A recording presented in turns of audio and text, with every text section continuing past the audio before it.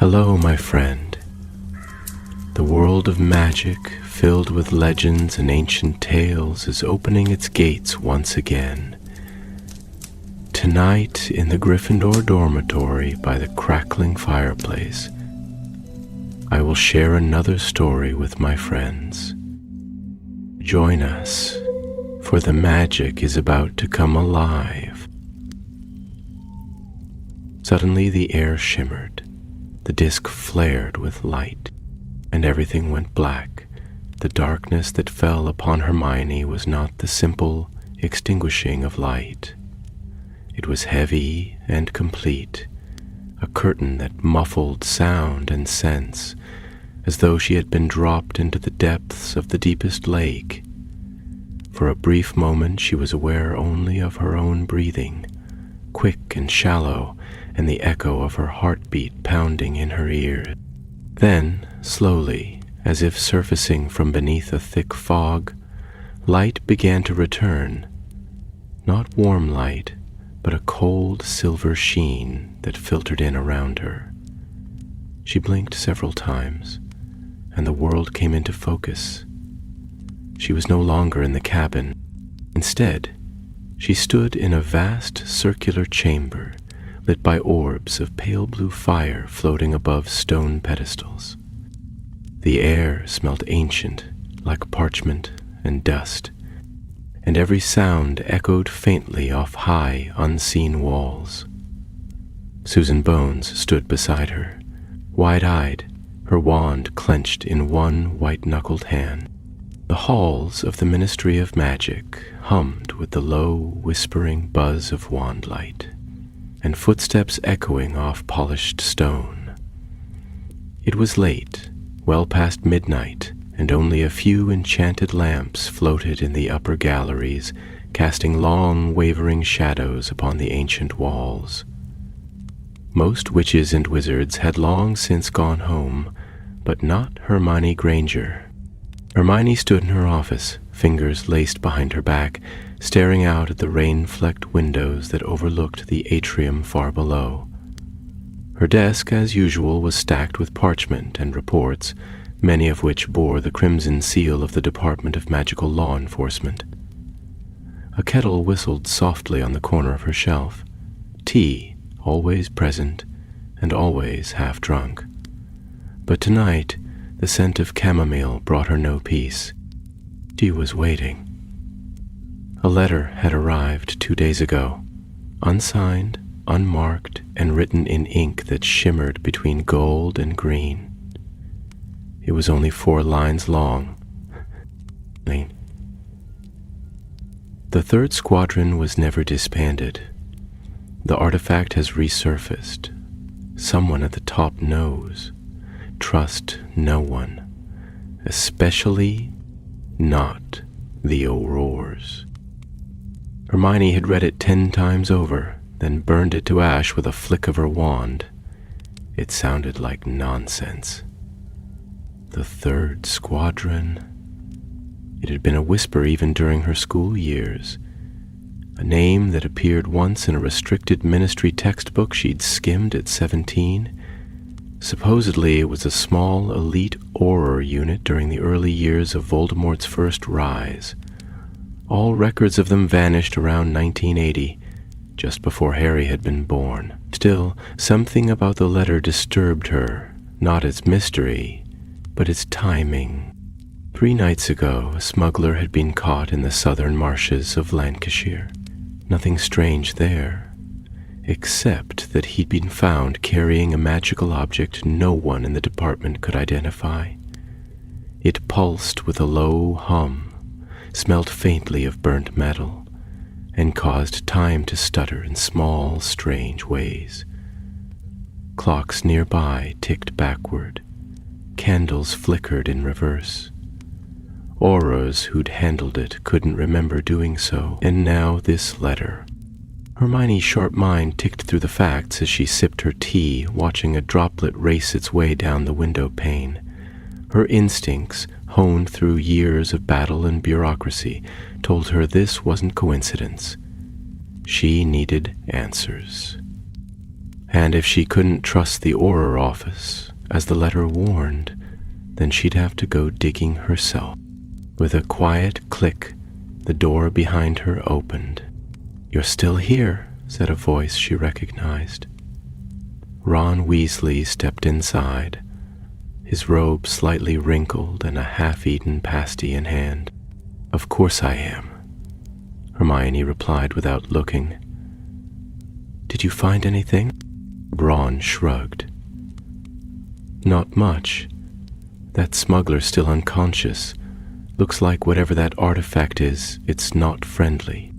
He bit into the pasty and flopped into the chair across from her desk, chewing thoughtfully.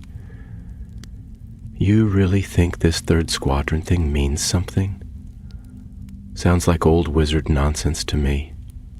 Like the unspeakables trying to scare each other." Hermione finally turned to him. "The timing is too perfect, and the way the artifact affects time, it lines up with what little I found about them. They weren't just an Auror unit. They were protectors of something powerful." Ron sighed. "Powerful and lost. Sounds like most things in the Ministry vaults. You sure you're not just overworking again?" She didn't answer. Instead, she flicked her wand, summoning a thick leather-bound book from her private shelf. It slammed onto the desk between them. The cover read, "Forbidden Units and Forgotten Orders of the British Ministry." "That's bedtime reading," Ron muttered, eyeing it suspiciously. Hermione opened it to a bookmarked page, revealing an old black and white sketch. 5 witches and wizards stood in formation, faces shadowed by cloaks. A symbol gleamed on their chests, a spiral of stars encircling an open eye. "The third squadron," she said to be disbanded in 1980 after a mission failed in Albania. But there's no mention of what the mission was, no names, no graves. Ron leaned closer, frowning. "That symbol, it looks familiar." "I thought so too," Hermione whispered. "And then I saw it again, on the artifact we recovered."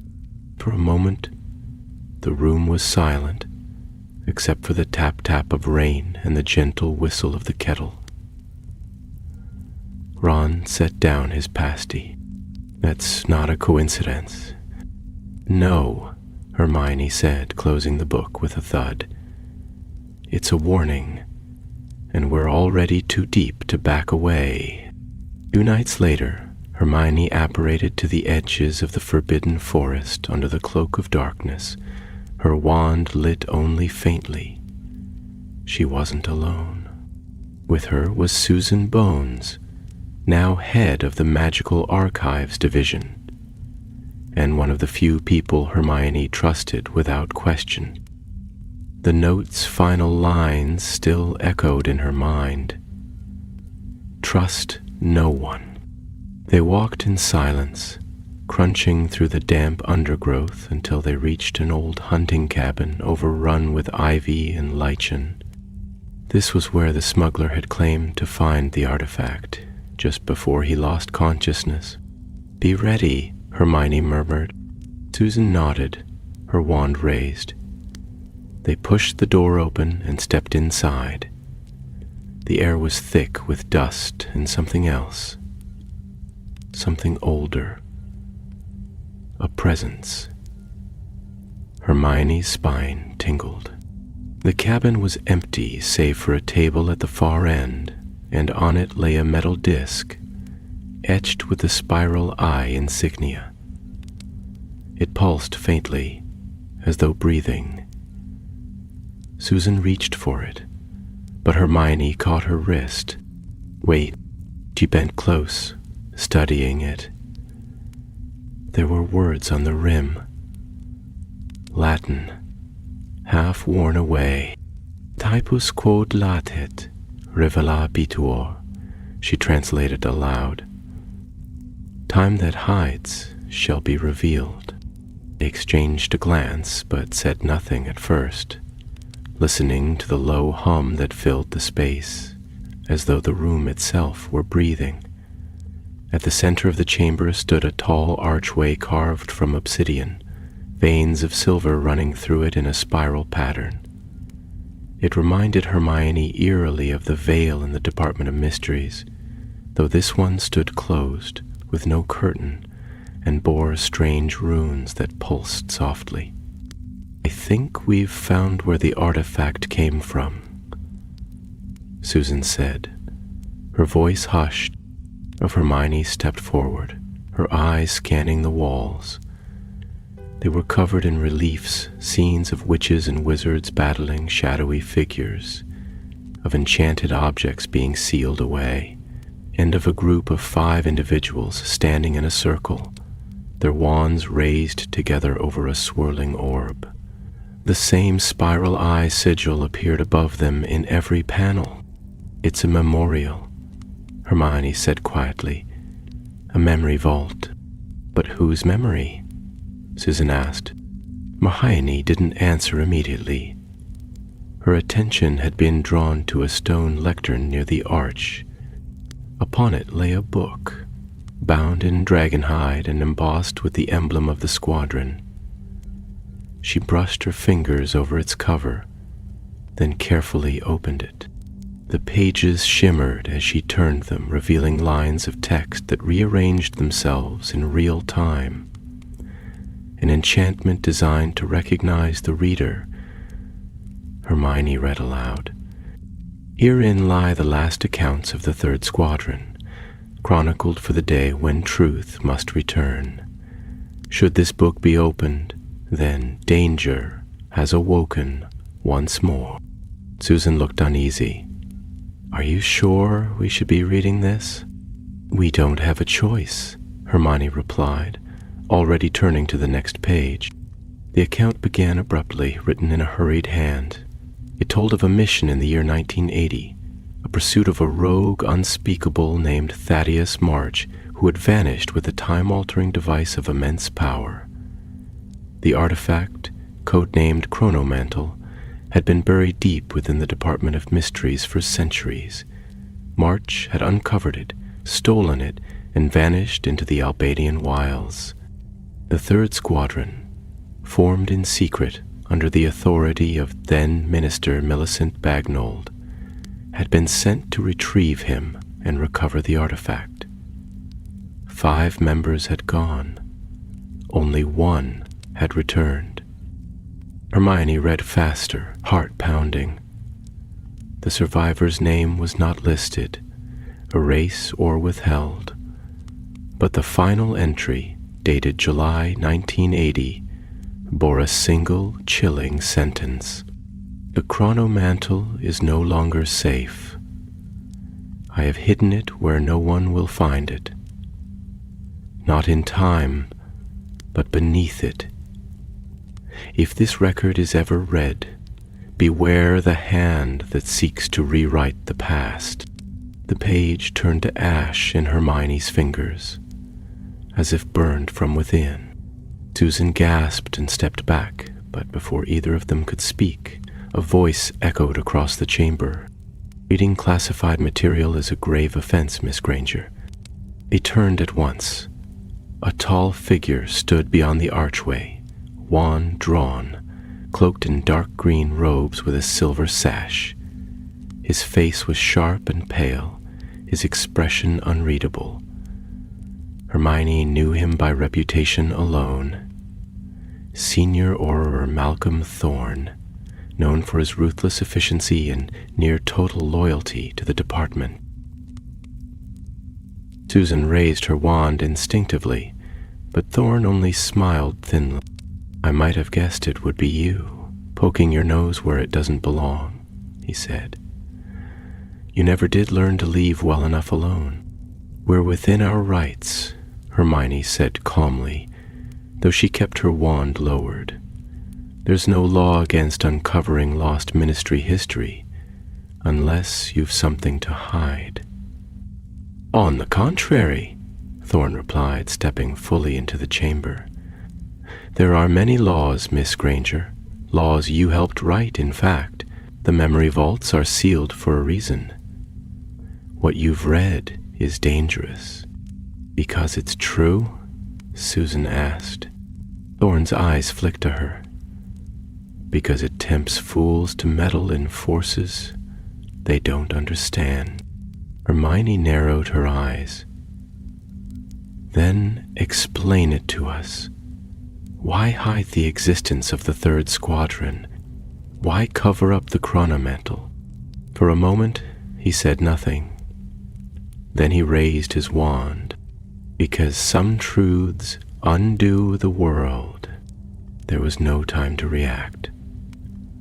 A blast of light struck the archway, and the chamber shuddered. The runes flared, and with a terrible grinding noise, the floor beneath their feet began to shift. Tiles parted, pulling away like pieces of a puzzle, and the stone platform on which they stood began to descend. Hermione grabbed Susan's arm as they dropped, wind howling around them. Above, Thorne's figure vanished behind closing stone. The last thing Hermione saw before darkness returned was his cold smile. They fell for what felt like minutes, then landed with a thump in a second chamber far below. Dust billowed around them as they rose to their feet, coughing and disoriented. This room was different, older, less refined. The walls were earthen, half crumbled, with roots dangling from the ceiling. The only light came from the artifact, which had somehow reappeared on the ground between them, pulsing faintly. Hermione bent to pick it up. The instant her fingers touched it, images flared through her mind, visions of the past, people she didn't recognize, battles fought in lands long forgotten, and then a name, whispered so faintly it might have been her imagination. Ard, Susan steadied her. Are you all right? Hermione nodded, breathless. We have to find the chronomental before he does, before Thorne finds it. He knows far more than he's letting on. Where do we start? Hermione held up the artifact, its pulsing light reflecting in her eyes. We start where it all began. Albania. Despite the rain that fell in a cold, steady curtain over the hills of northern Albania, Hermione and Susan arrived with little more than the crunch of boots upon gravel and the muffled snap of wind through damp cloaks. The village they apparated to, Karshashti, was scarcely more than a handful of crumbling cottages, a postile tower now long deserted, and a crooked well that leaned sideways. The Muggle inhabitants had long since left, chased out by whispers of strange lights and sudden storms. To Hermione, the place felt like a memory that had never fully faded, unfinished, waiting. They moved quickly through the main path, bypassing shuttered windows and moss-covered fences. Hermione clutched the artifact close inside her cloak. It had quieted since the descent into the underground chamber, but she could feel its weight pressing against her like a held breath. According to what she had read, the third squadron had last been seen somewhere near this region while tracking Thaddeus March. There had been no clear record of where they vanished, only references to a stronghold hidden beneath the mountain's oldest tooth. As they neared the northern ridge, Hermione stopped suddenly. A carved stone marker jutted out of the earth beside a withered tree. It bore no inscription, only a single-edged spiral around a central eye. Susan followed her gaze and drew in a sharp breath. The symbol again. Hermione nodded. They were here, or at least someone who knew about them was. They spent the next hour scouring the hills, looking for signs of enchantments or hidden entrances.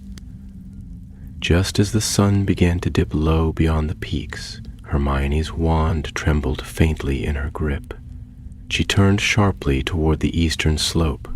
There, half buried in a thicket of brambles, lay a series of stone steps that descended into the earth. They had been sealed, but not thoroughly. Someone had passed through recently. Hermione glanced at Susan, who gave a firm nod. Together, they cleared the entrance and began their descent. The steps wound downward in a tight spiral, lined with rough-cut walls and lit occasionally by enchanted torches that flickered to life as they passed. The air grew colder the deeper they went, until it carried a metallic tang that made Hermione's skin prickle. At last they emerged into a stone corridor, ancient and half-cucacked, though patches of rune-etched reinforcement still clung to the arches. It was here, in the heart of the mountain, that the truth began to unfold. Near the far end of the hall, a set of heavy doors stood open, the wood splintered and scorched as though by recent spell work. Hermione entered cautiously, wand raised, heart hammering. Inside was what remained of a war room. Maps charred and torn clung to the walls. A long table sat at the center, scorched and cracked, with broken teacups still resting atop it. At the far wall, a tapestry hung in tatters. It depicted the 5 figures of the 3rd Squadron standing around a central sigil, the spiral eye, and above them the words, now half faded, Custodes Temporis.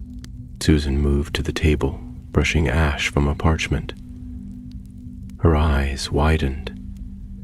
This is a plan? A diagram? Coordinates, magical pathways, time-fold calculations. I don't understand half of it. I do, Hermione said, eyes scanning the parchment. It's a record of their last mission. They weren't just chasing March. They were preparing to lock the chronomantle in a fixed moment in time, something even the Department of Mysteries forbade. But how would that even work? Susan asked. By creating a closed loop, a temporal seal. They'd trap the artifact in a sliver of time, one that can't be entered or altered, not even with time turners. That's why they disappeared. They weren't destroyed, they were erased. Susan looked up sharply. You think they're still out there, frozen? I don't know, Hermione replied, voice low. But I think the seal is breaking. That's why the artifact has reawakened.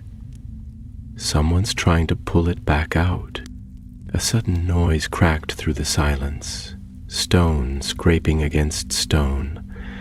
Hermione turned in time to see the doorway behind them darken. A man stepped through, hooded and tall, his robe soaked from rain and his wand already drawn. His voice came quiet and clipped. You've gone too far, Miss Granger. You should have left this buried. Hermione knew the voice before he pulled back the hood. Malcolm Thorne's face was paler than before, his eyes colder. He stepped forward slowly, no urgency in his movement, and the way he carried his wand spoke of someone utterly certain of his control. You're trespassing on a sealed ministry site, he said. You'll surrender the artifact, now. Hermione did not lower her wand. You've known about this place all along. Thorne's mouth twitched into a grim smile. Of course. I've spent my career cleaning up the messes left behind by people who thought they understood power. People like March, like you. Susan moved to flank him, but Thorne sent a sharp spell across the room. The table between them exploded into splinters, and Hermione barely had time to throw up a shield charm. The blast knocked them backward, and the parchment map was caught in the magical wind, sent fluttering into the fire still crackling in one wall sconce. Hermione's heart lurched. That had been the only copy. She scrambled to her feet, countering a second curse with a shout. Susan fired back, sending a beam of icy blue across the room that cracked the wall beside Thorn. The duel was brief but fierce, spells ricocheting wildly through the chamber, illuminating the ancient stone in bursts of green, gold, and white. Then, with a movement too fast to track, Thorn vanished in a whirl of black smoke. Apparated, or some more complex spell of escape, Hermione dropped her wand, breathing hard. Susan was kneeling beside the fire, salvaging what she could from the parchment. It was charred and ruined. "That's it," Susan said, voice shaking. "We've lost the trail." "No," Hermione murmured, stepping toward the tapestry. "We haven't. Look." The bottom hem of the fabric, untouched by the flames, showed a hidden marking, stitched in thread the same color as the background, visible only when viewed from a precise angle. A location. "Godric's Hollow," Hermione whispered. "The final sealing point. That's where they hid it."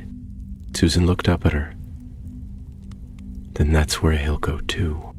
Hermione nodded, heart thudding like a drum in her chest.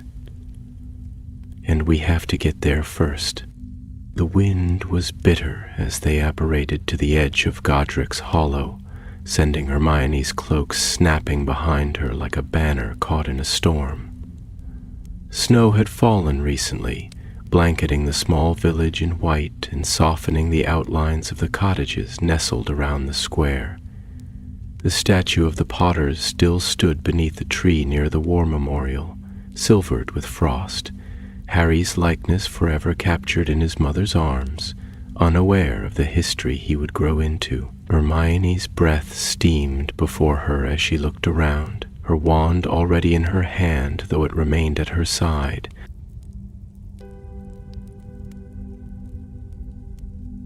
Susan arrived beside her a heartbeat later, shaking ice from her hair and pulling her cloak tighter. "Are you certain this is the place?" she asked, glancing around the silent streets. "Yes," Hermione replied, eyes fixed on the church steeple just visible beyond the rooftops. The thread on the tapestry gave coordinates, ones that match a ley line intersection, directly beneath Godric's Hollow. "There's something here, beneath the village, something the third squadron sealed away." As they made their way through the narrow lanes, careful not to draw attention from the few lights still shining in the windows, Hermione's thoughts raced. It was no small thing to return here. This was where Harry's story had begun, where so many threads of the past wove together in grief and legacy. But now she walked not in remembrance, but in pursuit of something older still, something buried not just in earth, but in time. The path led them past the remnants of the Potter cottage, now protected by enchantments and surrounded by quiet reverence. Hermione paused, casting a disillusionment charm around them, then stepped around the crumbling gate and onto the frosted grass. The artifact, tucked safely inside her bag, had begun to vibrate faintly, a low, persistent hum that grew stronger with every step. "There's something here," Susan whispered. "I can feel it too, a kind of pressure." Hermione nodded. This place was already soaked in ancient magic. The sealing spell must have anchored itself to the land. She drew her wand and began tracing slow, deliberate runes in the air. golden light lingering behind each movement. For a moment, nothing happened. Then the ground beneath their feet shuddered with a deep, low groan, and the snow parted in a wide circle, revealing an old stone hatch, flat, circular, marked again with the spiral eye sigil. Hermione knelt and pressed her hand to the surface. The vibrations from the artifact quickened, almost eager. There was a click, faint but final, and the hatch swung open. A spiral staircase descended into darkness. They lit their wands and stepped down, the air growing colder with each step, the walls narrowing around them like the throat of some long-forgotten beast. The stairway ended in a corridor carved from rough stone, walls glimmering faintly with embedded runes that pulsed as they passed. This time there was no doubt. They had found a vault, a true one, crafted not by goblins or builders, but by magic old and fierce. The corridor ended at a pair of tall iron doors. Unlike those they had found in Albania, these had no handles, no hinges, only a single keyhole set in the center, shaped precisely like the artifact Hermione carried. She withdrew it slowly, holding it up to the dim light. "This is what it was made for," she murmured. Susan swallowed. "Once we open this, there may be no going back." "There wasn't going back the moment Thorn followed us into the ruins," Hermione said, and fit the artifact into the keyhole. The doors shivered. A loud grinding sound filled the corridor as they split apart and opened inward, revealing a chamber bathed in deep blue light. Inside was a stone dais, and atop it hovered a spherical object made of interlocking bands of silver and glass. The chronomantle. It rotated slowly in mid-air, threads of magic curling off it like wisps of smoke.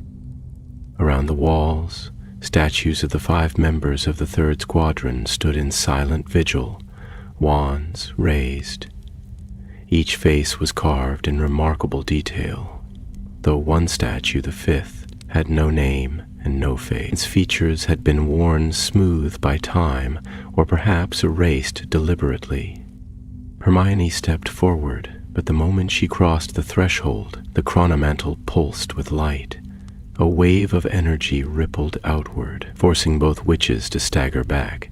Images flooded Hermione's vision, glimpses of people and places flashing too fast to focus. March. The Veil. A woman with silver eyes standing at the edge of a cliff, holding the chronomantle aloft as the sky fractured above her, and then it stopped. She gasped and caught herself against the stone wall, her heart pounding. Susan rushed to her side. "What did you see?" "I'm not sure," Hermione said. "Memories, maybe, fragments caught in the magic, but they're not mine." Before they could speak further, a quiet voice spoke from behind. "You weren't supposed to find it." They turned in unison, wands raised. Malcolm Thorne stood just beyond the doorway, his face drawn but resolute. His wand was lowered, but there was no mistaking the tension in his posture. He looked not triumphant, but sorrowful. "I tried to stop you," he said softly. "Tried to erase what I could, bury the trails, keep the past buried. But you're too clever, Granger. You always were." Hermione's voice was steady.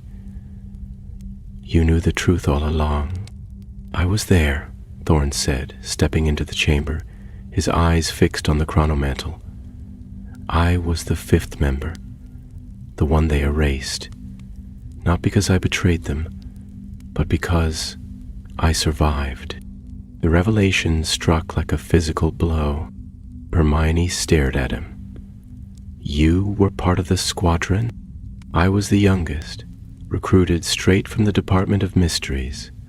I followed March into the temporal breach, watched him try to rewrite everything, create a world where he ruled from the shadows, unseen but all-powerful.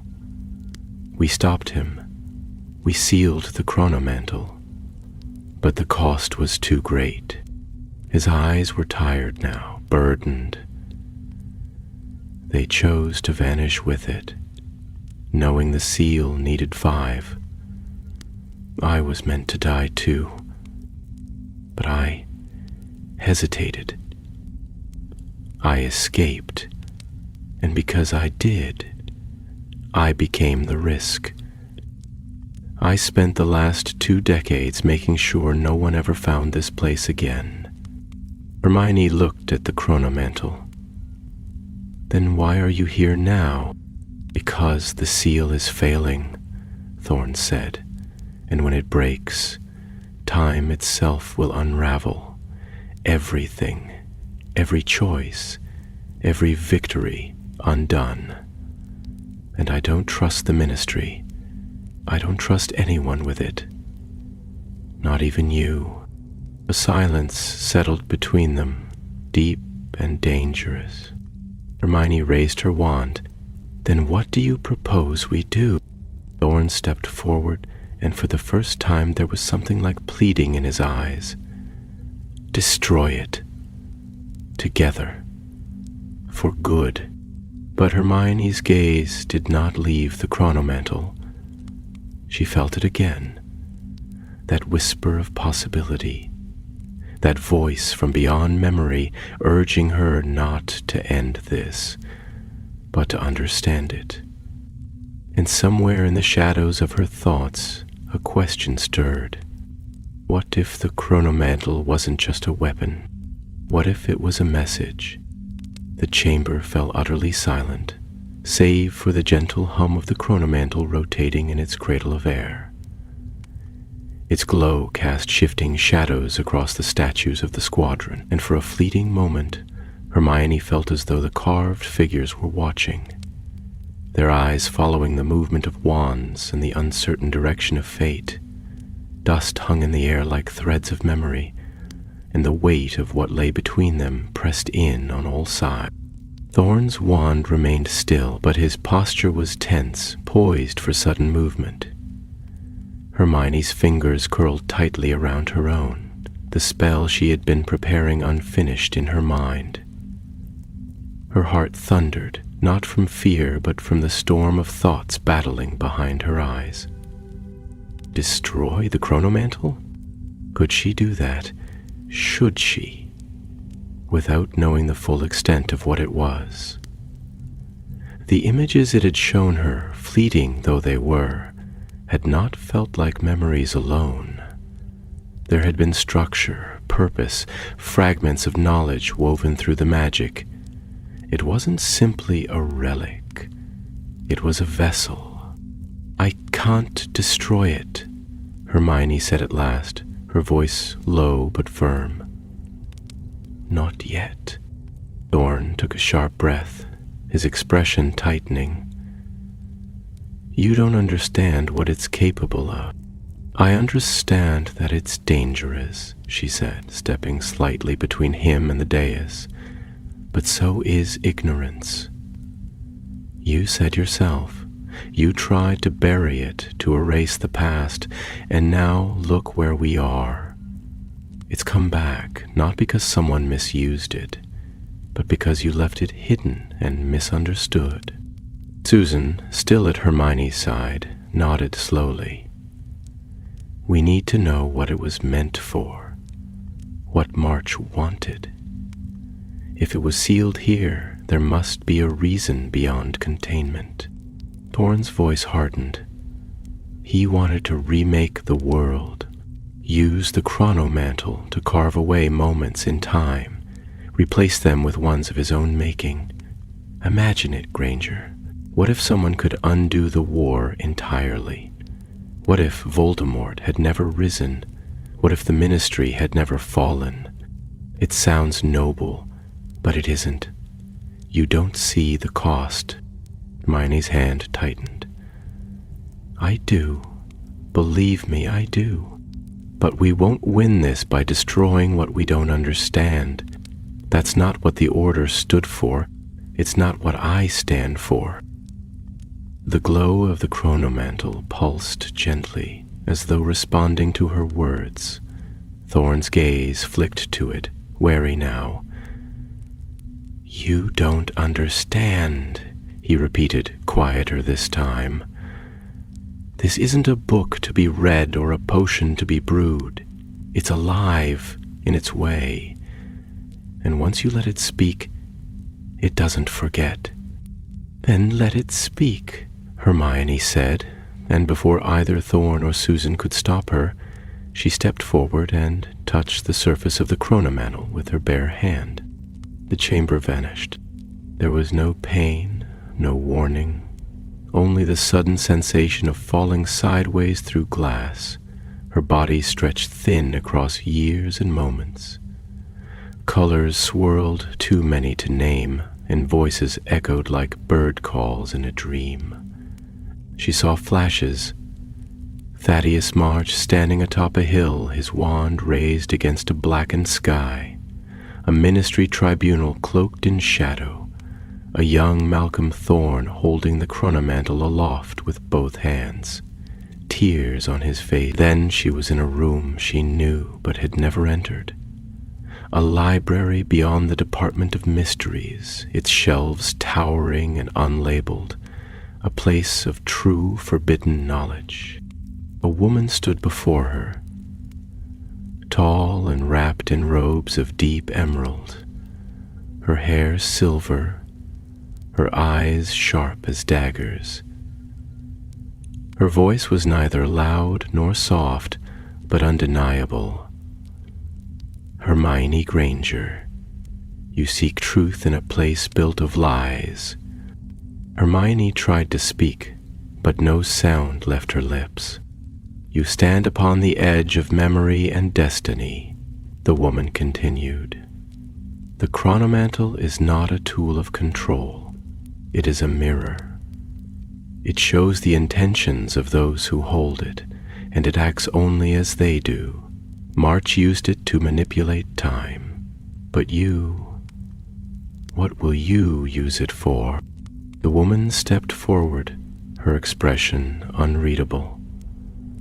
Time cannot be rewritten without consequence, but it can be understood. Then the vision shattered like glass struck by a stone. Hermione stumbled backward into the chamber, gasping, her knees buckling beneath her. Susan caught her, steadying her before she hit the floor. The chronomantle hovered calmly once more, its glow undiminished. Thorn stared at her, unnerved. What did it show you? Variety caught her breath. Memories. Messages. Not mine. It's as if it was built to record time, not just to change it. Thorn looked shaken. That's not what the department believed. Then the department was wrong, Hermione said sharply. It was never meant to be a weapon. It's a key to understanding how time has been shaped, how choices led to consequences. March tried to bend it to his will, but the chronomantle resisted. That's why he failed. Thorn said nothing for a long time. His wand lowered slightly. Then why is it waking now? Hermione looked at the statues of the Squadron, her eyes falling again on the faceless one, the erased member. Because we never finished what they began. The seal is fading, the memory of the past, of their sacrifice, is unraveling. We need to restore it. But if we do that, Susan said slowly, we risk awakening March. If he's somehow still anchored to the chronomantle, then we finish what the Squadron started, Hermione replied. But with understanding, not fear. She turned to Thorn, her voice resolute. You know the path they took. You remember what was sealed. Help me find the rest of the memories. If we can bring them together again, we may be able to restore the chronomantle's purpose and lock it away with knowledge, not ignorance. He looked at her for a long moment, his face unreadable. Then at last he nodded. There is one place left, the site of the first fracture, where March broke time. Where? Hermione asked. The ruins of Windborne Abbey, Thorn said. But getting there won't be easy. The place has been hidden for decades, lost to both maps and magic, and it's guarded. By what? Susan asked. Thorn met her gaze. By what's left of March. The chill that passed through the chamber then had nothing to do with the wind outside. Even the chronomantle dimmed slightly, as though listening. And for the first time, Hermione understood what they might face. Not just broken memories or ancient enchantments, but something that had survived too long within the folds of time. The journey to Windborne Abbey began before dawn, beneath a sky the color of ash and with a silence that clung to the earth like frost. Hermione, Susan, and Thorn stood at the edge of a windswept moor in northern Wales, facing a landscape that had been erased from all magical records and concealed behind layers of protective enchantments. The chronomantle, safely wrapped and shielded, pulsed softly inside Hermione's enchanted satchel, like a heart buried under layers of wool and leather. It had not spoken since Godric's Hollow, but she could feel its awareness, a quiet watchfulness that had not been there before. Windborne Abbey, as Thorn had explained on their journey, had once been a site of immense magical study, centuries before the founding of Hogwarts.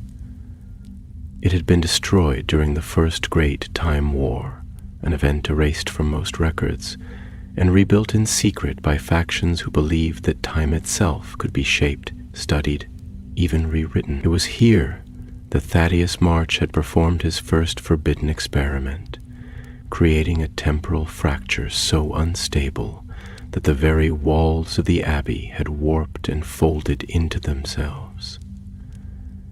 Since that day, the place had been sealed, abandoned, and forgotten. They approached the hidden boundary cautiously, wands drawn. The moors seemed empty, but Hermione knew better than to trust appearances. As they drew near, a lone stone arch half buried in the ground, she felt her magic tighten as if pushing against an invisible barrier. It's here, Thorn said quietly, raising his wand. The veil that conceals it. Once we pass through, the abbey will appear, but we won't be alone. What kind of protections? Susan asked, scanning the horizon. Residual enchantments. Time echoes.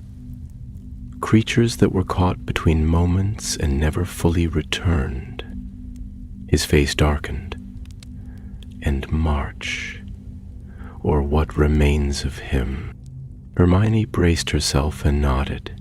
Together they stepped through the arch. The world shimmered. The air grew still, impossibly so, and for a moment Hermione thought her heart had stopped beating. Then, with a rush like the drawing of a breath, the moor transformed. Before them rose the broken remains of Windborne Abbey, its towers split at odd angles and suspended in mid-concept, as if time itself had frozen them mid-fall. Vines grew up the walls and then reversed, receding in flickers as though caught in some endless loop. The sky above was fractured, divided into slow-moving panels where clouds drifted at different speeds. It was beautiful and terrible, like stepping into a memory that refused to fade. They crossed the threshold into the outer cloister, where shattered stained glass crunched beneath their boots, and long-forgotten inscriptions glowed faintly along the flagstones. Every so often, Hermione caught glimpses of motion in her peripheral vision. Figures moving just beyond sight, appearing and vanishing like flickers of candlelight. The echoes Thorn had warned of. "This place isn't dead," Susan murmured, her voice barely audible. "It's dreaming." "No," Thorn said. "It's remembering." They moved deeper into the ruins, passing the remnants of ancient altars and stone benches. Hermione could feel the chronomantle growing warmer, its pulse now in rhythm with her heartbeat. She followed it instinctively, descending a crumbling stairwell that led into the heart of the abbey. The chamber they entered was vast and circular, lit by floating lanterns that flickered in and out of existence. At the center stood a raised dais surrounded by 5 pillars, each carved with a member of the 3rd Squadron, though once again the 5th remained faceless. Upon the dais lay a second sphere, smaller than the chronomantle but unmistakably related. This one was broken, its bands twisted and torn apart by some long-ago explosion of magical force. Marne approached it slowly, her eyes fixed on the damage. "The first prototype," she said softly. "Marsh's first attempt to control time." "It failed," Thorn confirmed, stepping beside her. "He created a rift instead, one that consumed half the abbey and began unraveling everything around it. The 3rd Squadron was formed to stop him after that. I was recruited months later." Susan had moved to one of the pillars where she was examining a carved inscription. "There's something written here. It's ancient Welsh, but I think I can translate. To seal the wound, 5 must bind the thread, 1 to wield, 4 to guard, 1 to walk the line between." Hermione frowned. "1 to walk the line between." Thorn's jaw clenched. "Me.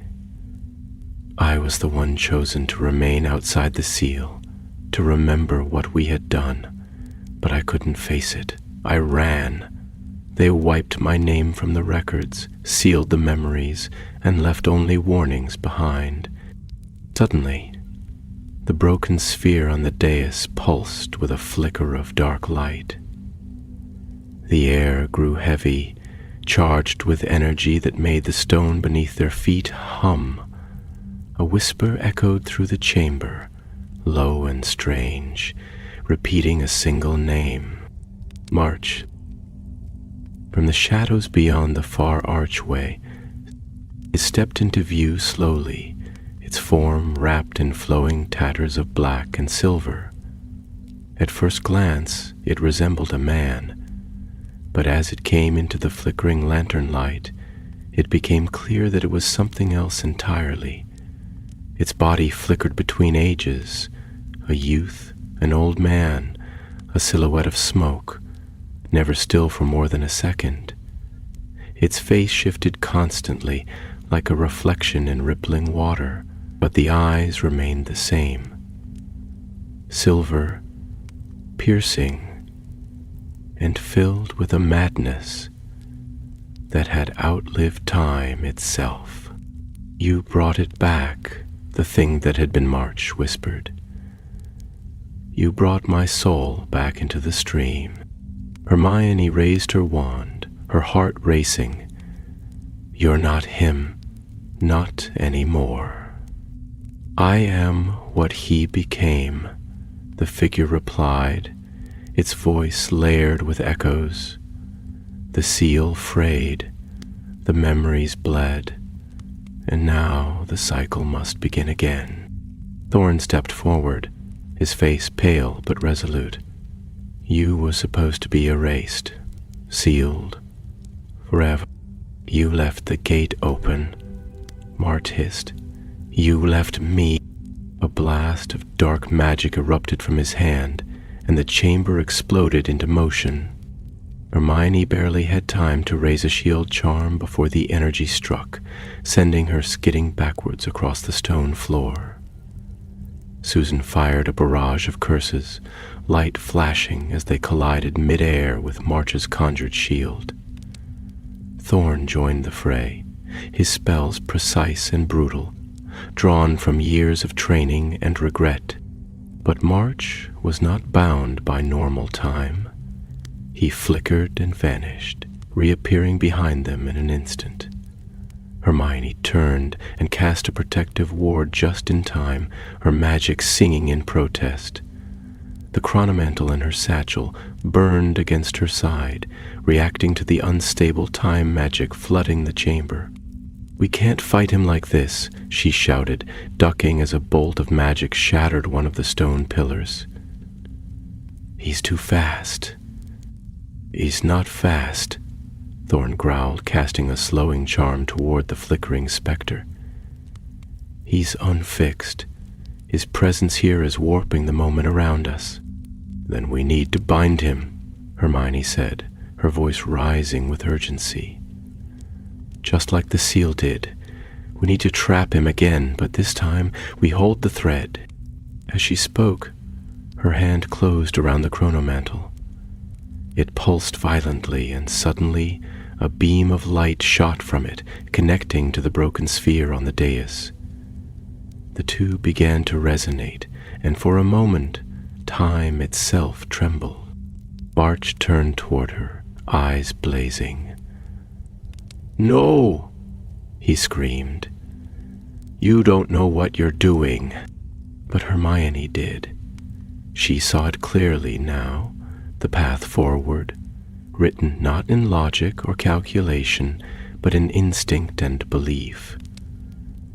She raised the chronomantle above her head, feeling the strands of time tighten around her, threading through her magic, her will, her choice. "Now!" she cried. Susan and Thorn cast in unison, binding spells woven with precision and strength. The magic swirled around March, who howled in fury as the energy of the chronomantle surged. The broken sphere reformed piece by piece, drawn together by the spell, and for a heartbeat the chamber froze. Every sound, every motion locked in perfect stillness. Then there was light, blinding, soundless, pure, and silence. When the glow faded, the chamber had changed. March was gone. The broken sphere had sealed, whole once more, and the chronomantle rested quietly upon the dais. The flickering air had stilled. The warping of time had ceased. Hermione lowered her wand slowly. Her arms trembled. Her heart, though still racing, carried something else now, resolve and a quiet certainty. They had done it, for now. The three of them stood in silence, breathing heavily in the aftermath of the battle, the echoes of their final spells still whispering along the ancient stones. The chamber that had moments before trembled with chaotic time magic now lay quiet, the swirling energy calmed. The strange resonance between the two spheres no longer thrumming in the air, a heavy stillness settled across the room, not oppressive, but solemn, as though the abbey itself were pausing to breathe for the first time in centuries. Hermione moved toward the dais where the chronomantle now hovered in a perfect stillness. Its surface, once etched with faint, shifting lines, was smooth and unmarked, as though its purpose had been fulfilled.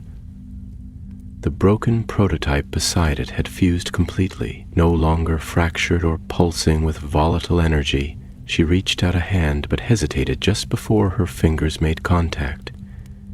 There was no heat, no hum, no weight. It simply waited, as quiet as a sealed memory.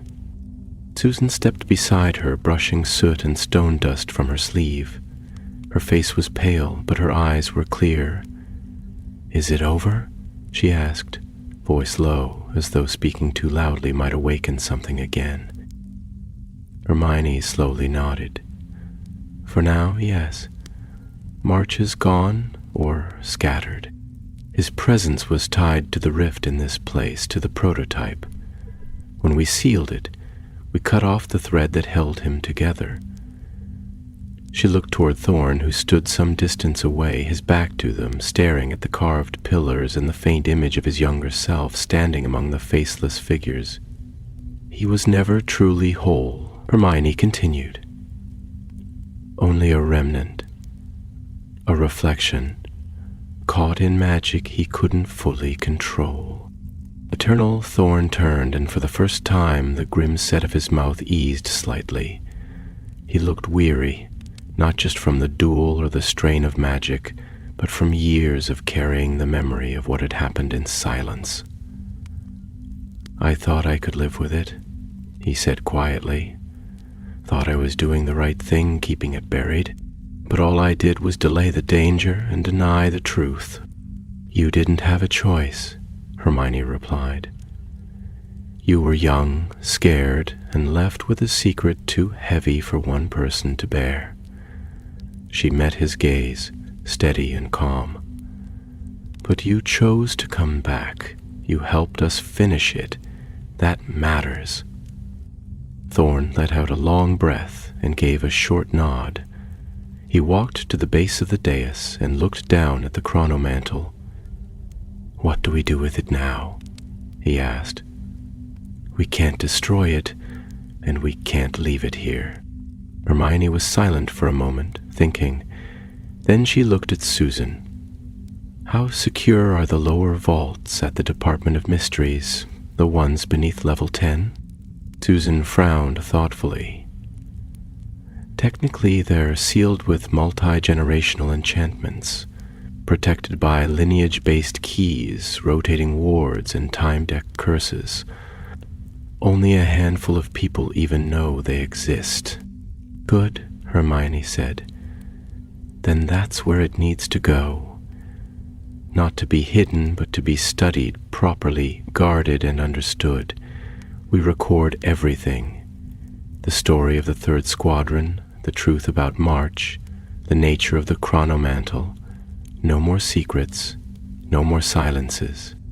"And what if someone tries to use it again?" Susan asked. "Then we'll be ready," Hermione said. "Because we'll know what it is and what it isn't. And because it will no longer be a mystery hidden in the dark." She took out her wand and conjured a silver thread cloth, wrapping the chronomantle with care, weaving protective runes into each fold.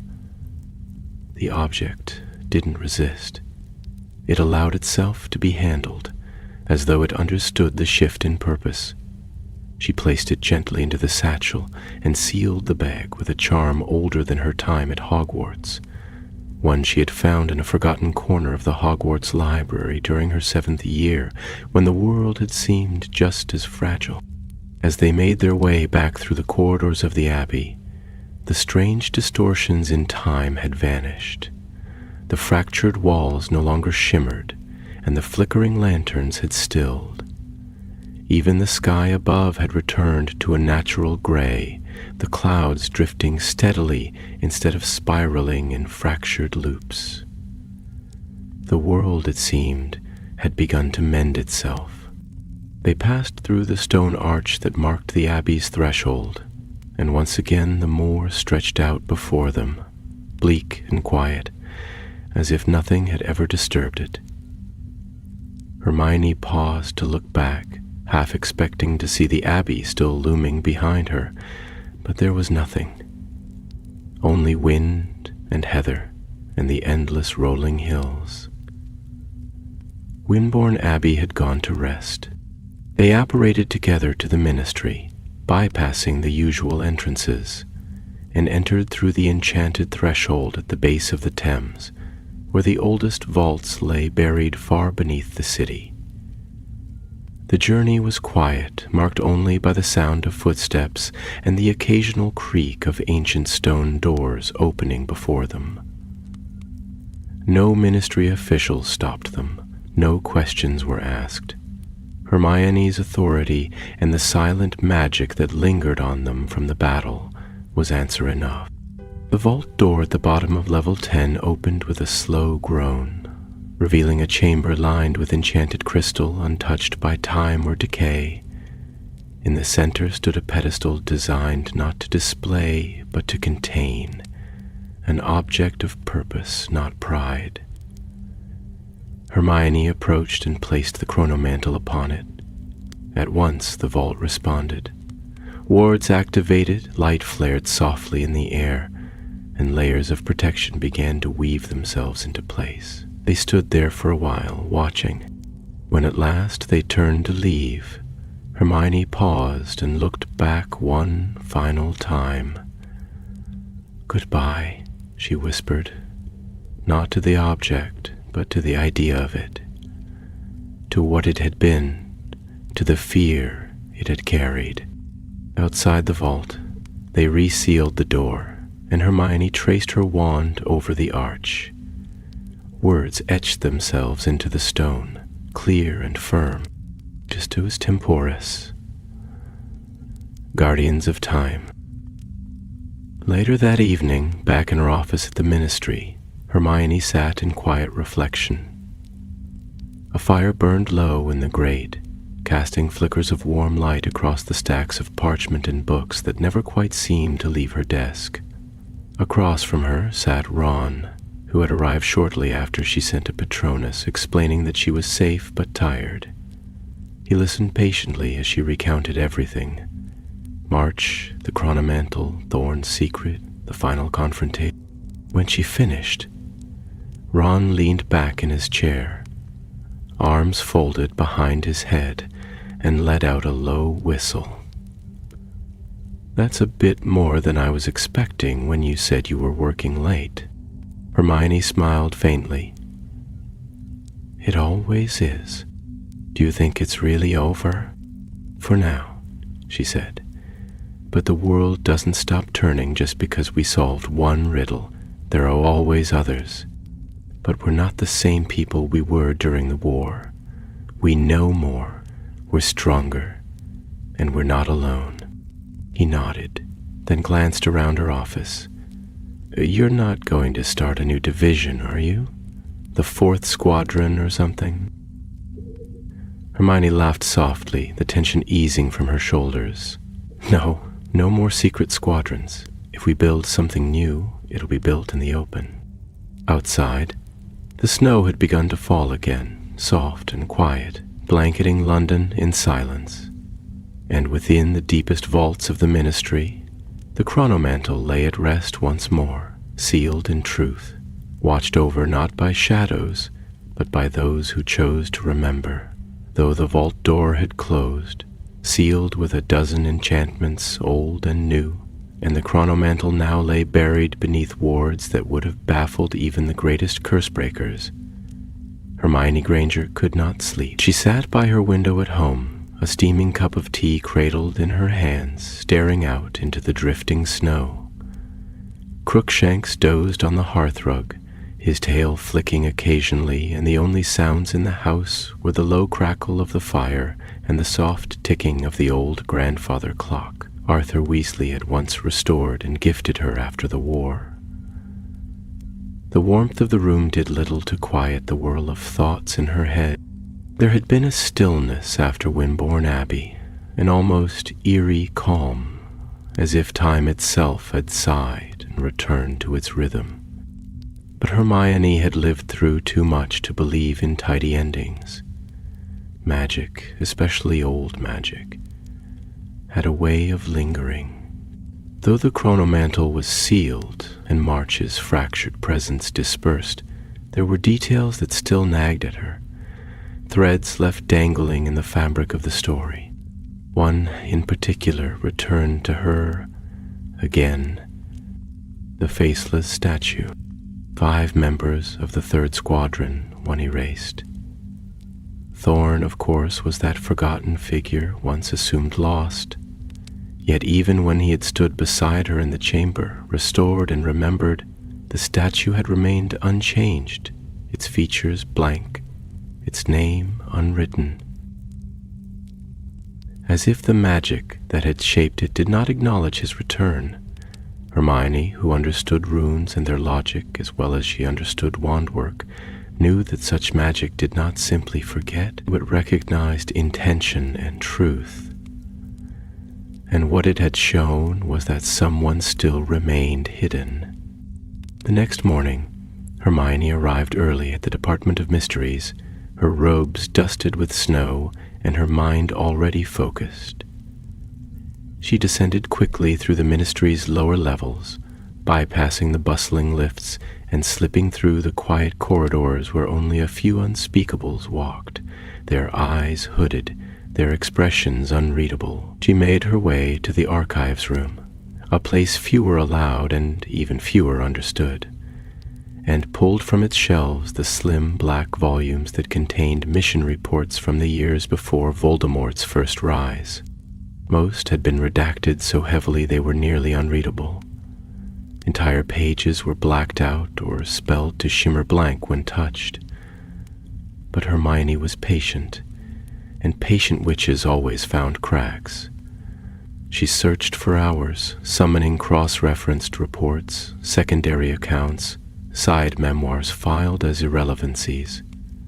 What she found was no smoking wand, no confession of betrayal or secret, but instead, a name, not March, not Thorn, Evelyn Vance.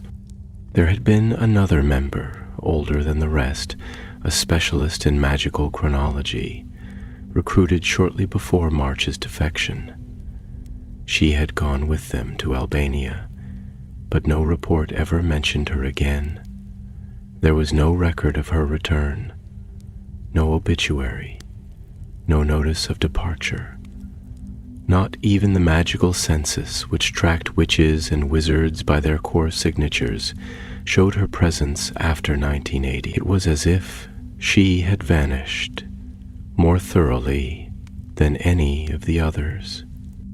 Hermione copied the reference notes into her leather-bound journal, enchanted to record and organize her thoughts as she worked. The name echoed through her mind, and the more she considered it, the more certain she became that Evelyn Vance had not died in the field, nor been forgotten by accident. She had been deliberately erased, in ways even Thorn had not suspected. And if that was true, then there might yet be more to the story of the Squadron, another survivor or something worse, another seeker of the Chronomantle's power. When Susan joined her later that day, she found Hermione buried in parchment and reference scrolls, ink smudged on her fingers, a half-drunk cup of tea long gone cold beside her. Susan looked at the mess with mild horror. "I thought this was over," she said, setting down her satchel. "I thought so too," Hermione replied, "but something doesn't add up." She pushed the journal toward Susan and pointed to the name. Evelyn Vance. She was on the mission to Albania. But there's no record of her after that. No confirmation of death, no burial, no mention of what happened. Thorn never said anything about her either, but I don't think it's because he forgot. I think it's because he didn't know. Susan frowned. "You think she's still alive?" "I think it's possible. Or at least," Hermione said, leaning back and rubbing her temple, "someone wanted us to believe otherwise. And if she was the original temporal theorist on the team, there's a chance she understood the Chronomantle better than March ever did." Susan picked up the journal and studied the notes. "We sealed the Chronomantle. We watched the vault close. What difference does it make now?" Hermione looked out the narrow, high window at the far end of the room, where the faintest glimmer of daylight broke through the cold. "Because March didn't create the chronomantle," she said. "He stole it. Someone else designed it, someone who knew how to hide not just an object, but themselves. If Evelyn Vance was that person, and if she's still alive, she may be trying to retrieve it even now." The silence that followed was not one of fear, but of understanding.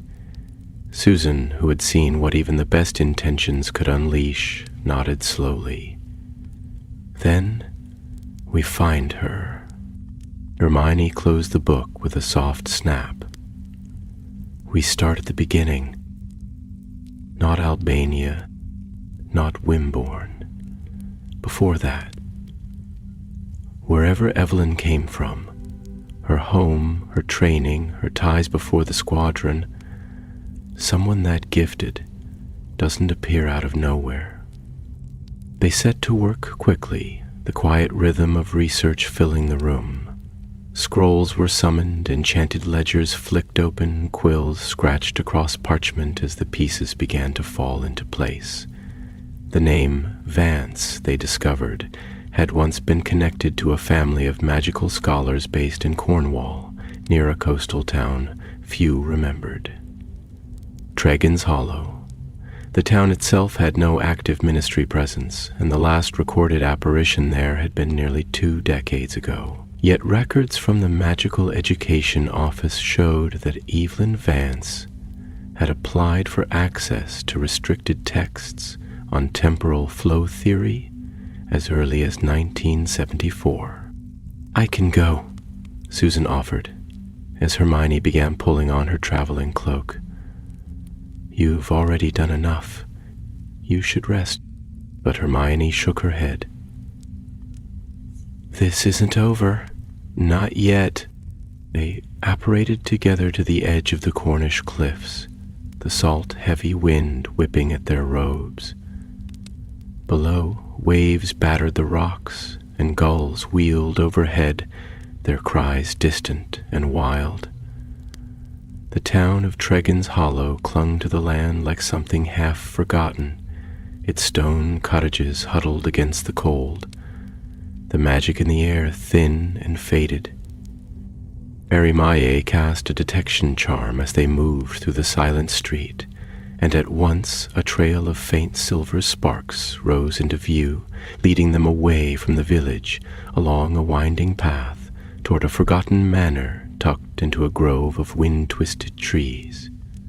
The house was old, its shutters long since fallen, its gardens wild and overgrown, but the magic that lingered around it was unmistakable, ancient, deliberate, and deeply personal.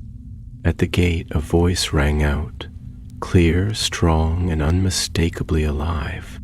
"I wondered when you'd find me, Hermione Granger." They turned sharply, wands ready. A woman stepped out from behind a half-buried archway. She was tall, her gray hair tied back, her robes weathered but fine, her presence commanding. Her eyes, steel gray and sharp as cut glass, were fixed upon them with something between curiosity and caution. "My name," she said, "is Evelyn Vance, and if you've come looking for answers about the 3rd Squadron, you'd best come in before the wind takes your voices away." The inside of the house was warmer than Hermione had expected. Though the outer windows were streaked with salt and grime, and the wind moaned through the eaves like a creature mourning, the interior had been kept in surprisingly good condition. The entrance hall was narrow and lined with bookshelves that groaned under the weight of parchment scrolls, dusty tomes, and half-burned candles. There was a large cauldron resting in the hearth, its contents gently bubbling with a lavender-scented steam, and the air, though heavy with old magic, did not feel hostile. Rather, it felt as though the house itself had been waiting. Evelyn Vance led them through without speaking. her long strides purposeful despite the faint limp in her left leg. She bore herself like someone who had long since stopped caring what others thought, the sort of confidence that came not from arrogance, but from years of surviving through silence and shadow. At last, she entered a narrow sitting room that overlooked the storm-swept sea. It was lined with crystal orbs, each softly glowing, their light pulsing in unison as though tethered to the same unseen heartbeat. "You must have questions," Evelyn said at last, her voice sharp but not unkind. "Let's start with the one I know is already clawing at your thoughts." Hermione nodded slowly. "You were part of the 3rd Squadron, but your name, your presence, was erased. Even Thorn didn't know." "No," Evelyn replied, sinking into a high-backed chair carved from dark wood. "Because Thorn wasn't meant to know. I volunteered to be forgotten. The 5th was always meant to vanish, not for shame, but for balance. The seal, you see, required it. Time magic is not simply about movement, about skipping forward or back. It's about tension. For every action, a tether must be anchored. The chronomantle was not a door, it was a knot, and I was its binding thread." Hermione sat forward, her brow furrowed. "But the seal failed. March returned, or something of him did. The magic broke." Evelyn's expression did not change, but her eyes darkened slightly, as if reliving something distant and painful. "It broke," she agreed, "because I released it." Susan, who had remained silent until now, blinked in surprise. "You let him out?" "No," Evelyn said. "I allowed the seal to loosen. Not to free March, but to draw the attention of those who might one day replace what we began. I knew the chronomantle would wake. I knew the ministry would bungle its handling, and I knew someone would be clever enough to follow its thread to the source." Hermione leaned back, struggling to reconcile what she was hearing. "You used us." "I tested you," Evelyn corrected, her voice calm but firm.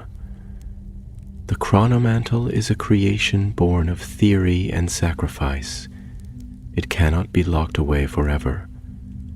The time will come when it must be used, not to change the past, but to prevent a future that is far darker than anything March envisioned." Hermione's grip tightened around the edge of her chair. What future? What threat could possibly justify all this? Evelyn gestured to one of the crystal orbs. With a whisper and a flick of her wand, the orb floated into the air and projected a swirling vision. A battlefield, unfamiliar and vast, filled with figures Hermione did not recognize. Spells of color she had never seen tore through the sky. Great creatures, winged and not quite dragons, wheeled above burning towers. In the distance, a fortress shimmered with shifting walls, as though flickering between time. In the center of it all stood a figure wrapped in silver robes, his face concealed by a mask of mirrored glass. "This," Evelyn said, "is not a fantasy. It is a future anchored to a truth no one in the ministry will accept. Magic is evolving, Hermione Granger. New theories, new powers, new threats. They're emerging across the world. The chronomantle was only the first. There are others, born of ancient magic, lost civilizations in fractured time. I have seen what happens when they converge. March was a warning, not a final chapter." Susan rose to her feet, her face pale. "Then why not warn the world? Why hide? Why keep the truth buried in vaults and riddles and broken statues?" Evelyn's mouth curled into something between sorrow and grim satisfaction. Because the world isn't ready to listen. They would seek to harness what they cannot understand. The Department of Mysteries is filled with minds that fear what they should be studying. Power without comprehension leads only to ruin. You two, however, have shown restraint, wisdom, and something far more valuable. Doubt. You questioned what was given to you. You looked deeper. Hermione stood now, fire kindling behind her tired eyes. If what you say is true, then we need to prepare. No more hiding. The chronomantle is sealed for now, but others may try to find it. And if there are more like it, if there are greater dangers coming, we can't face them with shadows and silence. Eveline nodded, rising with effort. Agreed. Which is why I must give you this. She stepped to the far wall and tapped a crystal embedded in the stone. A panel opened, revealing a small case made of dragon bone, etched with runes in the same spiral eye pattern that had followed Hermione from the very first clue.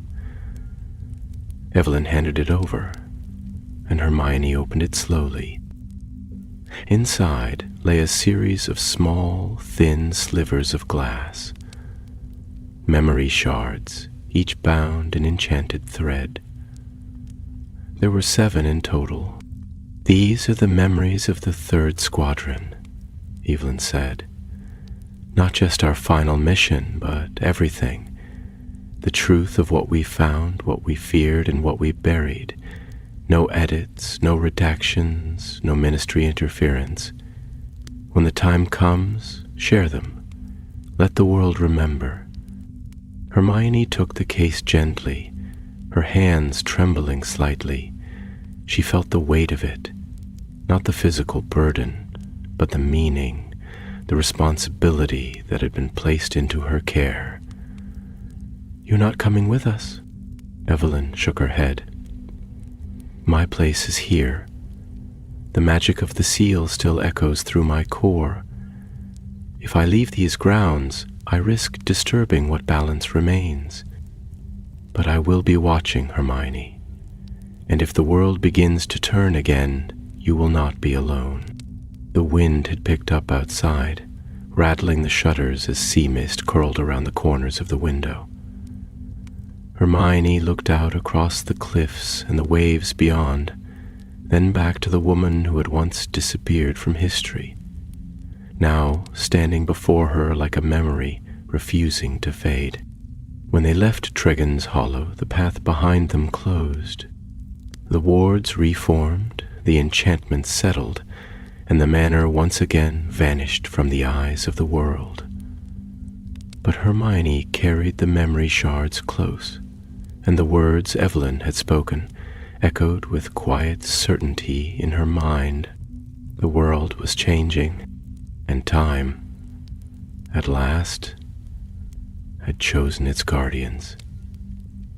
The day after their visit to Tregon's Hollow, Hermione stood once again in the great circular atrium of the Ministry of Magic.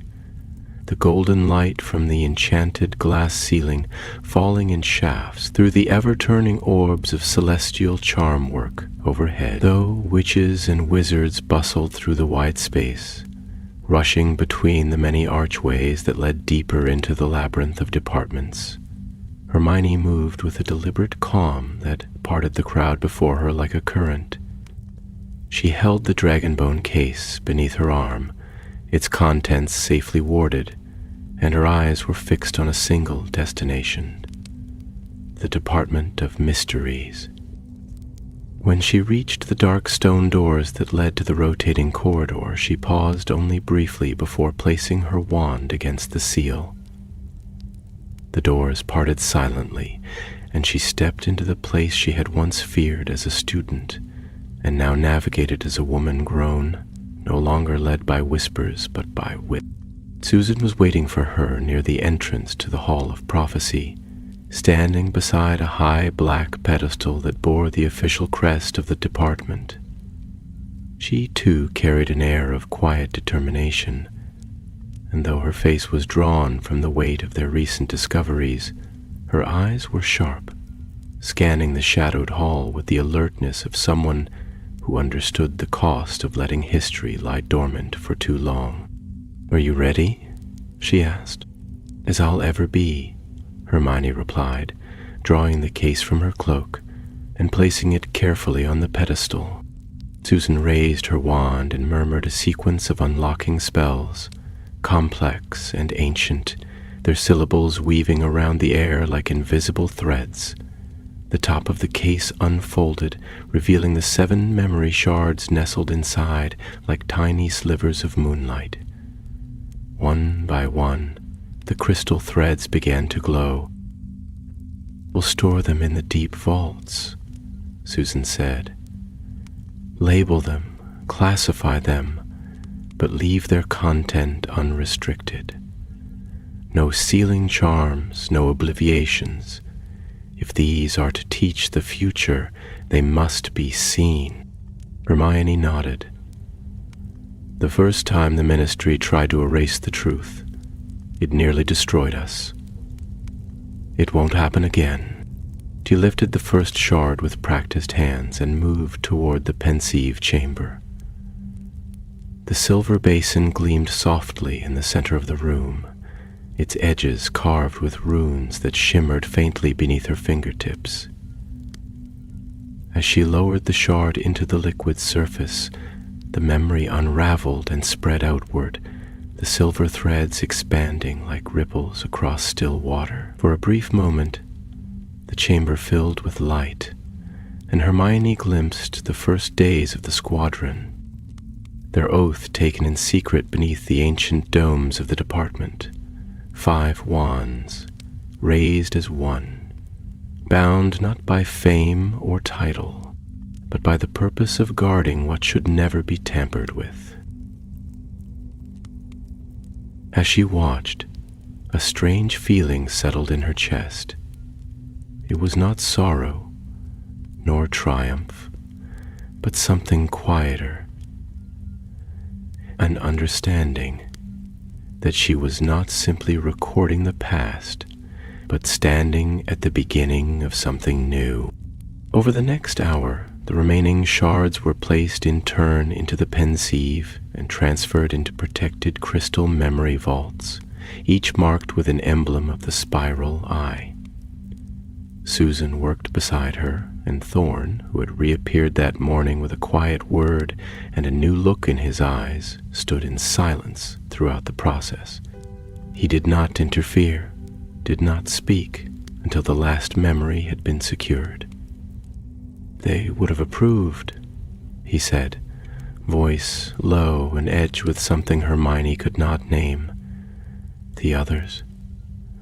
They believed truth should guide, not be buried. I was the only one who faltered." "You returned," Hermione said simply. "That's what matters."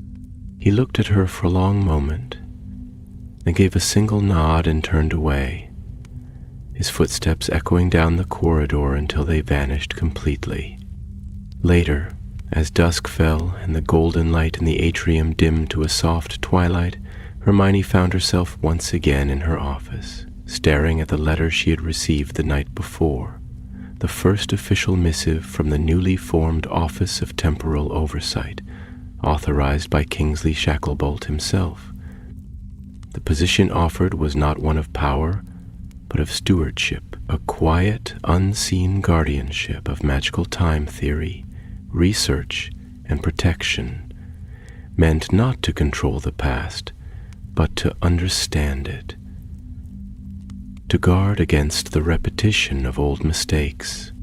Ron had joked that it sounded like a job designed for her, half scholar, half sentinel, but Hermione hadn't answered. She knew what it was. It was a recognition that history, for all its dangers, must not be forgotten.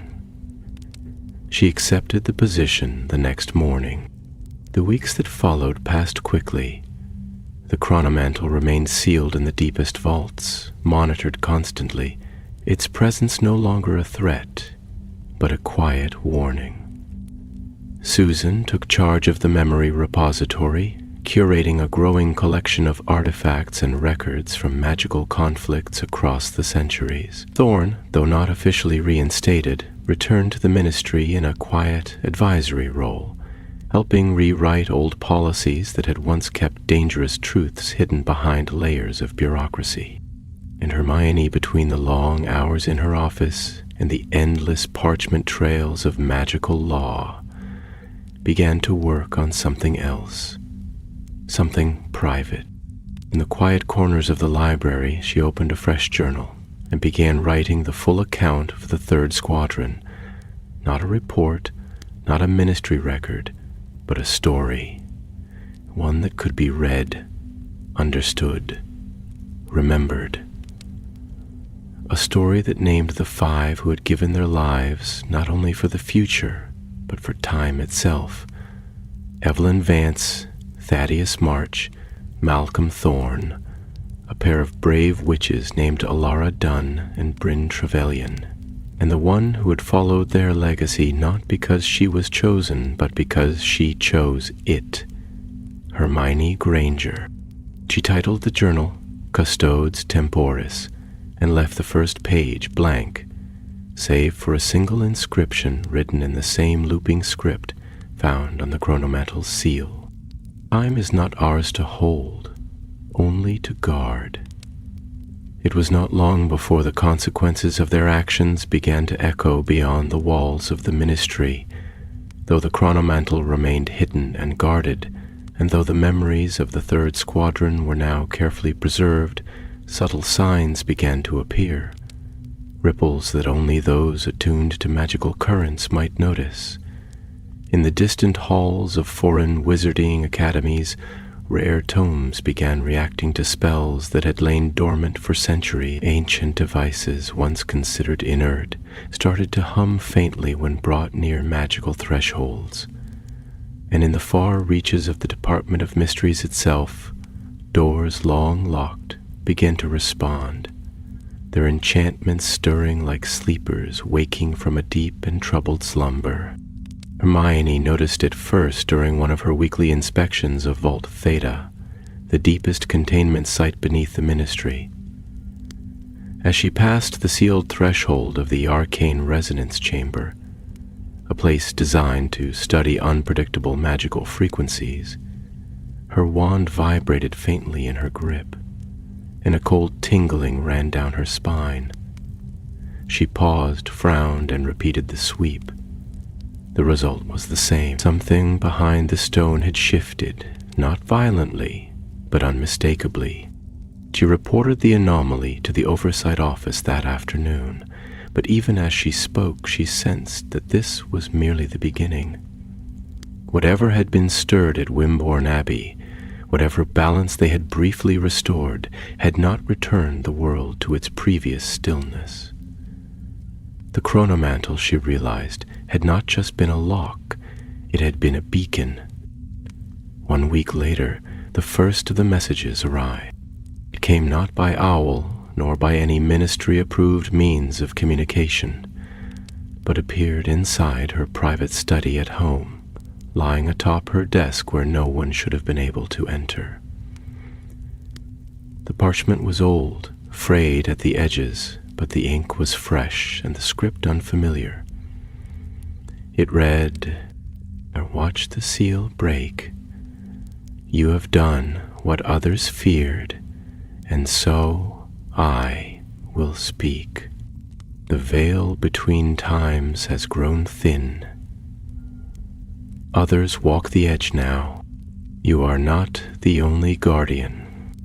No signature followed, no name, only a strange glyph at the bottom of the page. A stylized hourglass encircled by runes that glowed faintly before fading into the parchment. Hermione sat with the letter for a long time, rereading it, searching for signs of trickery or forgery. But the truth settled in her bones with a cold certainty.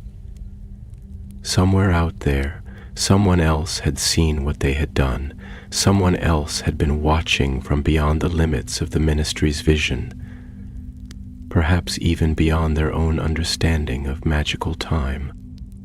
She informed Susan and Thorne immediately, and together they examined the glyph, tracing it back through records of magical organizations and cults both known and long forgotten. The mark had appeared only twice in recorded history. Once in a footnote within a lost Gringotts ledger detailing the fall of the Atlantean archives, and once more in the margin of a banned manuscript that had been confiscated from a collector in Cairo nearly 80 years ago. Both references were vague, suggesting a hidden order known only as the Watchers at the Edge. No names, no faces, only the suggestion of those who monitored temporal shifts, acting not in power, but in silence. "What is it, me?" Susan had asked, scanning the manuscript for any further trace of the symbol. Hermione had folded the letter away with care. "It means we're not alone in this, and it means others believe that time is about to change again." Thais's security around the chronomantle, rotating the wards and doubling the monitoring enchantments. But even as they reinforced their defenses, Hermione knew that brute magical force would not be what tested them next. The danger would not come from within the vaults, but from without, from those who had long waited for someone to open the path that had been sealed since the fall of the Third Squadron. That night, as snow fell again over London and the ministry lights dimmed one by one, Hermione returned home, her mind swirling with unspoken questions. She lit the fire, curled up in her favorite armchair, and opened her journal. The pages were nearly full now, the account complete in every essential detail, but she left space at the end, a blank page untouched. There was more to come. She could feel it. Time, she had learned, was not a line to be followed, but a web, delicate, tangled, and alive. And somewhere in that web, someone had tugged a thread. 3 days later, she was summoned to Hogwarts. The letter was signed in Headmistress McGonagall's familiar hand, though it bore a tone Hermione had rarely seen in the older witch's writings, one of urgency, laced with a careful restraint that suggested something fragile was at play. The message was short and direct. "Hermione, something has been discovered beneath the library. It appears to predate the school itself. I trust your discretion. Please come at once." She arrived just before dawn, the first blush of light touching the snowy roofs of the castle as the carriages stood still and empty beneath the rising mist.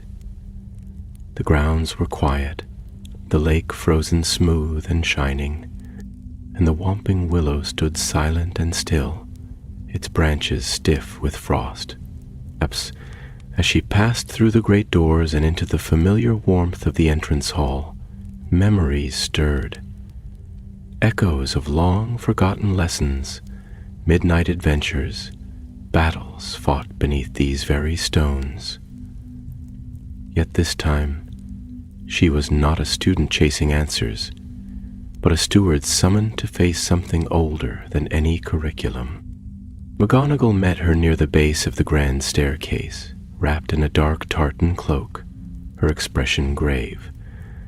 They exchanged only brief greetings before descending into the lower corridors, past the familiar stone archways of the dungeons, and deeper still, to a stair Hermione had never seen before.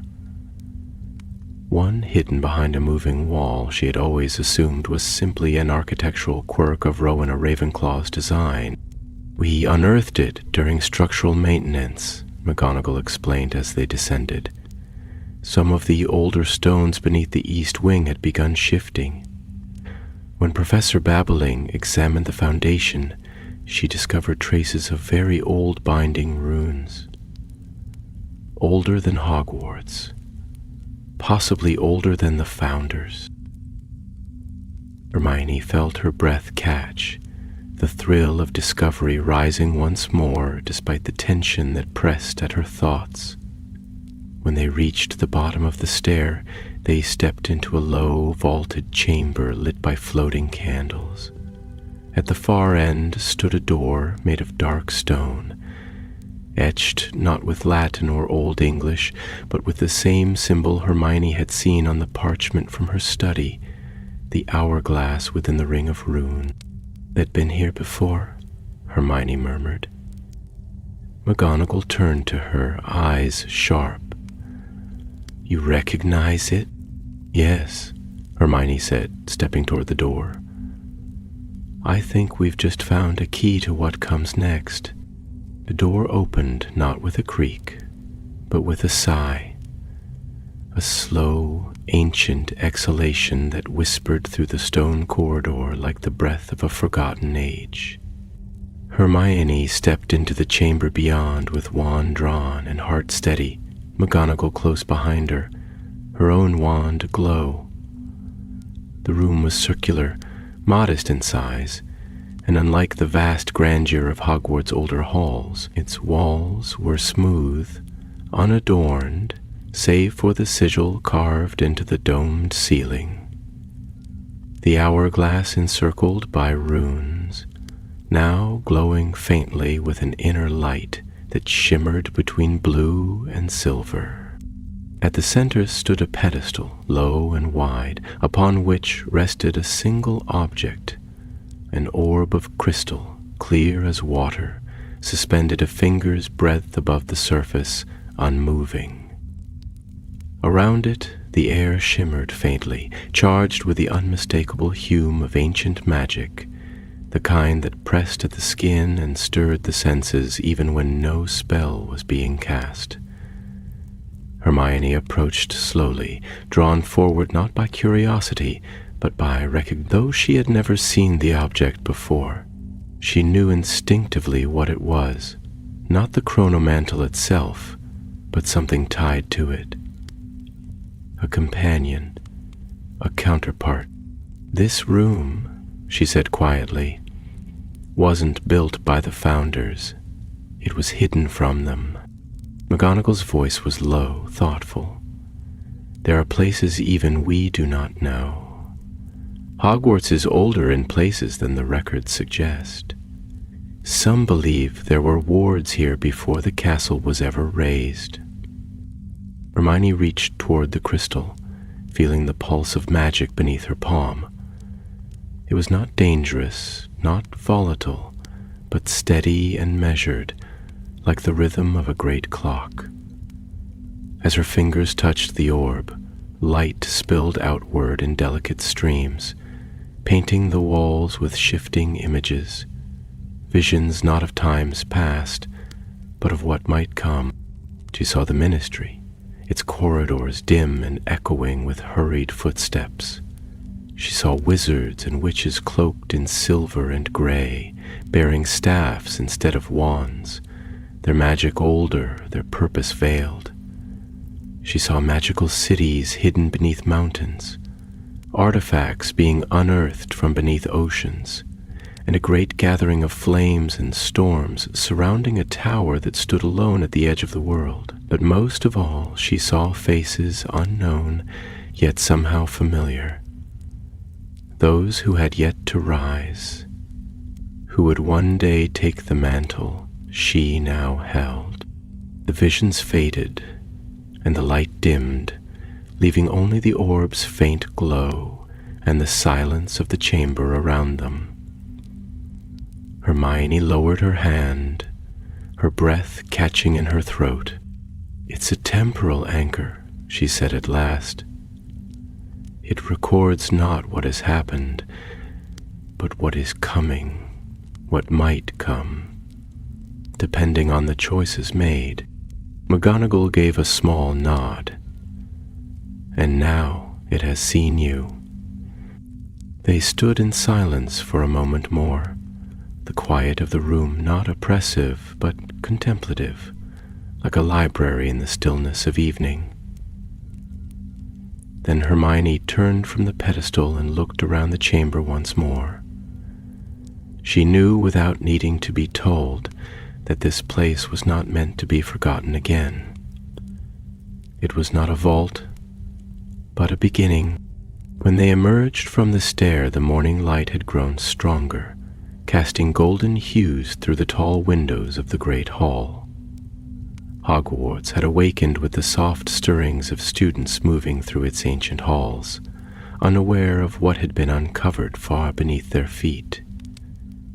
Hermione paused before the entrance hall, glancing up at the moving staircases and the portraits that blinked sleepily in their frames, and felt a strange peace settle over her.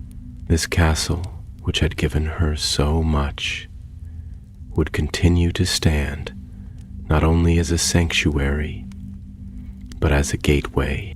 In the weeks that followed, the chamber beneath the east wing was quietly added to the list of restricted sites within the castle, protected not by secrecy, but by a newly written accord, one signed by Hermione, McGonagall, and a handful of trusted figures who understood that time was no longer simply a backdrop to history, but a living thread woven through the world's deepest magic.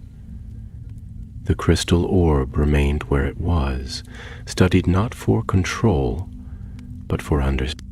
The chronomantle remained in its vault, untouched, but no longer feared.